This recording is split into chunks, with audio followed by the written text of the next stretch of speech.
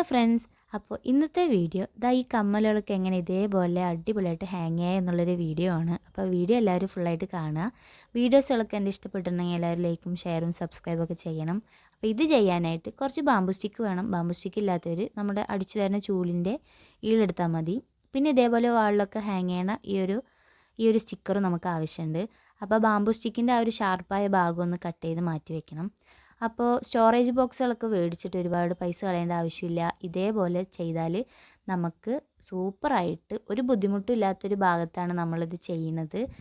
ഈ നമ്മുടെ പുതിയ ഡ്രസ്സുകളൊക്കെ എടുത്ത് വെക്കണം, നമ്മുടെ അലമാര, നമ്മുടെ ആ ഒരു ഡോറിൻ്റെ ഉൾഭാഗത്തായിട്ടാണ് ഞാനിത് ചെയ്യുന്നത്. ആ ഒരു ഭാഗത്ത് നമുക്ക് ഒരു കാരണവശാലും ഒരു ബുദ്ധിമുട്ടും ഉണ്ടാവാത്ത ഒരു രീതിയിലാണ് ഞാനിത് ചെയ്യുന്നത്.